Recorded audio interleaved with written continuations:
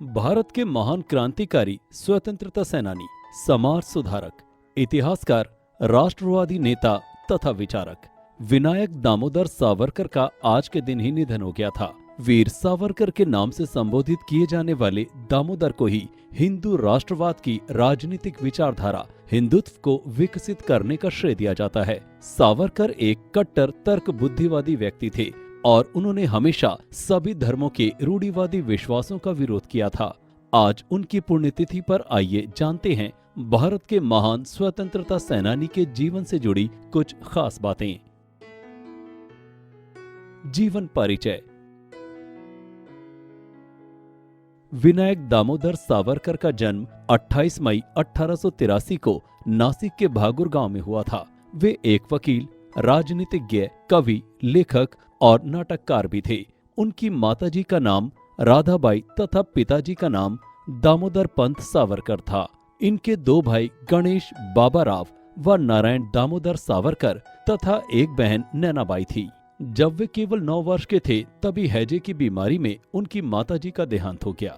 इसके 7 वर्ष बाद सन 1899 में प्लेग के कारण उनके पिताजी का भी निधन हो गया था। विनायक के बड़े भाई गणेश जी ने ही परिवार की जिम्मेदारी उठाई थी। शिक्षा। विनायक ने शिवाजी हाई स्कूल नासिक से 1901 में मैट्रिक की परीक्षा पास की। बचपन में ही उन्होंने कुछ कविताएं भी लिखी थी।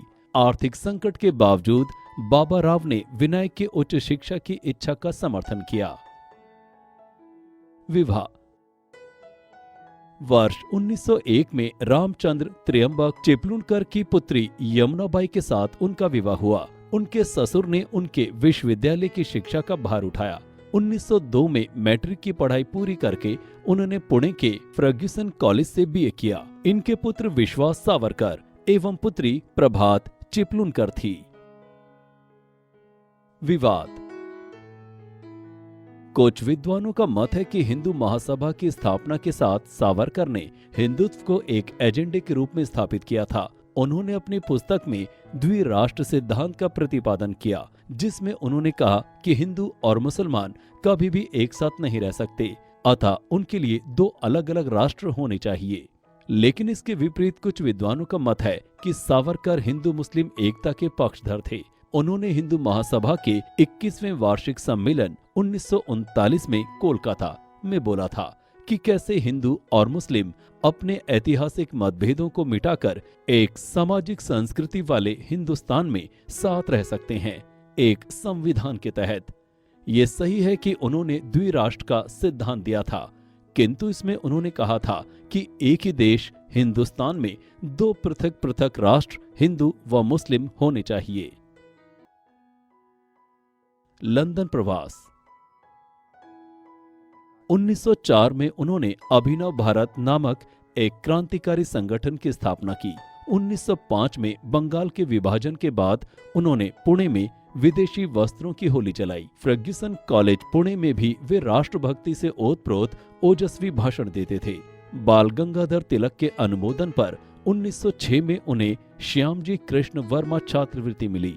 10 मई 1907 को उन्होंने इंडिया हाउस लंदन में प्रथम भारतीय स्वतंत्रता संग्राम की स्वर्ण जयंती मनाई। 11 जून 1908 में इनकी पुस्तक the Indian war of independence 1857 तैयार हो गई, परंतु इसके मुद्रण में काफी समस्याएं आने के बाद ये पुस्तक किसी प्रकार गुप्त रूप से हॉलैंड से प्रकाशित हुई और इसकी प्रतियां फ्रांस पहुंचाई गई। गिरफ्तारी। लंदन में रहते हुए उनकी मुलाकात लाला हरदयाल से हुई, जो उन दिनों इंडिया हाउस की देखरेख करते थे। 1 जुलाई 1909 को मदनलाल ढींगरा द्वारा विलियम हर्ट कर्जन वाइली को गोली मार दिए जाने के बाद उन्होंने लंदन टाइम्स में एक लेख भी लिखा था। 13 मई 1910 को पेरिस से लंदन पहुंचने पर उन्हें गिरफ्तार कर लिया गया, लेकिन 8 जुलाई 1910 को वे भाग निकले थे और 24 दिसंबर 1910 को उन्हें आजीवन कारावास की सजा दी गई। इसके बाद 31 जनवरी 1911 को इन्हें दोबारा आजीवन कारावास दिया गया। दया याचिका। 1920 में वल्लभ भाई पटेल और बाल गंगाधर तिलक के कहने पर ब्रिटिश कानून न तोड़ने और विद्रोह न करने की शर्त पर उनकी रिहाई हो गई। निधन। सावरकर ने 1 फरवरी 1966 को भोजन, पानी और दवाओं को त्याग दिया और खुद को आत्मार्पण कर दिया, जिसके बाद 26 फरवरी 1966 को बॉम्बे में विनायक दामोदर की अपने घर पर मृत्यु हो गई।